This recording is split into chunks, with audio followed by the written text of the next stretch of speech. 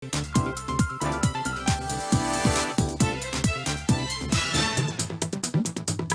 ఈరోజు నాగర్ కర్నూలు జిల్లా ప్రధాన వార్తలు చూసినట్టయితే ఎస్ఎల్బీసీ టన్నెల్లో ప్రమాదం జరిగి నేటికి 27 రోజులు పూర్తవుతున్నప్పటికీ అందులో ఇంకా చిక్కుకొని ఉన్న 7 మంది ఆచూకీ మాత్రం ఇప్పటి వరకు లభ్యం కావడం లేదు.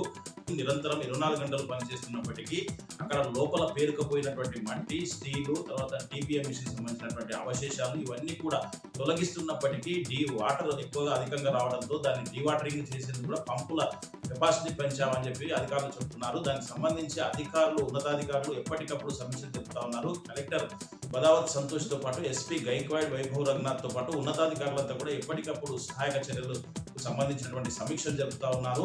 కావలసినటువంటి సామాగ్రిని సమకూరుస్తా ఉన్నారు.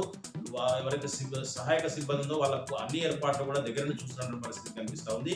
మరి 27 రోజులైనప్పటికీ కూడా ఆచూకీ లభ్యం కాకపోవడంతో అక్కడ వాళ్ళకి సంబంధించినటువంటి కుటుంబ సభ్యులైతే కన్నీరు ముందుగా విలపిస్తున్నటువంటి పరిస్థితి కనిపిస్తా ఉంది.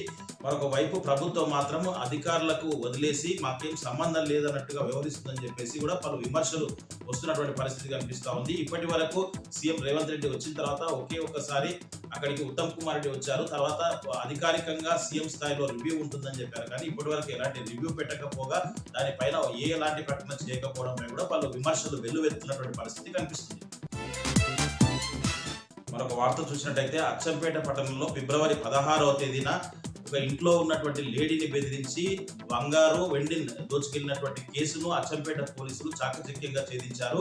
ఈ కేసుకు సంబంధించినటువంటి వివరాలను ఎస్పీ గైక్వాడ్ వైభవ్ రంగనాథ్ తమ పోలీసు సిబ్బందితో కలిసి అచ్చంపేట పోలీస్ స్టేషన్ లో ఈరోజు మీడియాకు వెల్లడించారు. శ్రావణి, అశ్విని అనే ఇద్దరు మహిళలు ఆన్లైన్ లో కొన్నటువంటి బుర్కాలు ధరించి ఫిబ్రవరి 16వ తేదీన వెంకటేశ్వర కాలనీలో ఉన్నటువంటి ఓ మహిళ ఇంటిపైకి వెళ్లి మంచినీళ్లు కావాలని అడగగా ఆమె నీళ్ల కోసం వెళ్తుండగా ఆమె వెనక నుంచి చున్నీ మెడకు వేసి చంపుతామని బెదిరిస్తే ఆమె దగ్గర ఉన్నటువంటి 12 తులాల బంగారం, 5 తులాల వెండి ఇవన్నీ కూడా తీసుకొని ఆ ఇద్దరు కూడా పారిపోయినటువంటి చిత్రాలు సీసీ కెమెరాలో రికార్డ్ అయ్యాయని చెప్పేసి దానికి సంబంధించినటువంటి కేసును చాకచక్యంగా అచ్చంపేట పోలీసులు ఛేదించారని చెప్పేసి ఈ రోజు నిందితులు ఉన్నారో అశ్విని, శ్రావణి వారిని మీడియా ముందు ప్రవేశపెట్టి వారి నుంచి 12 తులాల బంగారం, 5 తులాల వెండి రికవరీ చేసి కేసు నమోదు చేసి రిమాండ్ కు పంపుతున్నట్లు ఎస్పీ గైక్వాడ్ వైభవ్ రంగనాథ్ తెలిపారు. ఈ సందర్భంగా ఈ కేసును ఛేదించినటువంటి పోలీసులను ఎస్పీ అభినందించినటువంటి పరిస్థితి కనిపించింది.